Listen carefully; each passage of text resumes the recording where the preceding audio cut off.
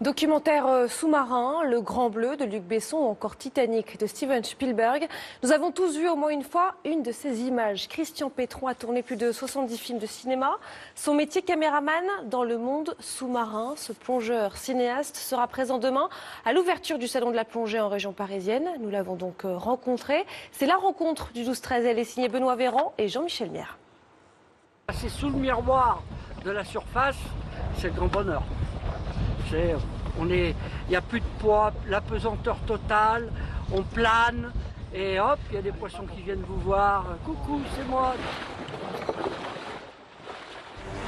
Un grand requin blanc qui tente d'avaler sa caméra, un des souvenirs marquants dans la carrière du caméraman sous-marin Christian Petron. Il est arrivé et il a mordu la caméra. Et avec ses dents, il a rayé l'objectif. Et on voit très bien sur le plan, après, on voit le requin partir et on voit une grosse zébrure. Et c'est l'objectif qui est rayé. On a été obligé de le faire reponcer et ça a coûté une fortune. Des souvenirs comme celui-ci, Christian en a emmagasiné des milliers. 50 ans d'une carrière dédiée à l'image sous-marine. L'homme a filmé Le Grand Bleu de Luc Besson. Il est descendu sur le Titanic pour Discovery Channel. Il a mis en boîte des centaines de publicités et de longs métrages, dont le dernier, OSS 117. Une légende dans le milieu de l'image. À 72 ans, Christian Petron plonge toujours avec passion. S'équiper, ça c'est toujours pénible. Mais après, dès qu'on a passé l'eau et qu'on a passé sous le miroir de la surface, c'est le grand bonheur.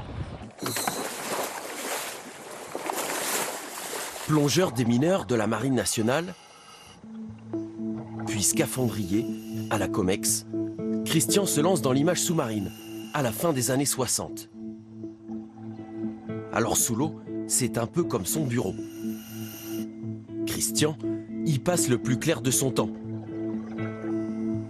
Après 50 ans d'image, il n'a pas perdu ses réflexes. Trouver le meilleur point de vue, la plus belle lumière. Tout un art. Une passion née dès l'enfance. À 10 ans, je faisais la chasse sous-marine. À 13 ans, j'ai commencé à plonger. Et ça a été toute ma vie, ça a été mon objectif de vivre de la plongée. Donc c'est pas évident et ça a été un long parcours. J'ai dû d'abord lutter contre mes parents qui... ma mère, elle voulait que je sois curé. Alors bon, hein, déjà, c'était mal barré. Alors tant pis pour l'église, va pour la plongée. Après ses 20 000 vies sous les mers, le Savoyard peaufine le dernier film de sa carrière. Un documentaire qui retrace l'histoire de l'image aquatique avec passion. Les toutes premières photographies sous-marines réussies, elles ont été faites par Louis Boutan en 1886. Là, on voit quelque chose. Aujourd'hui, à l'heure du numérique, Christian est toujours dans le coup et prêt à donner ses conseils aux amateurs.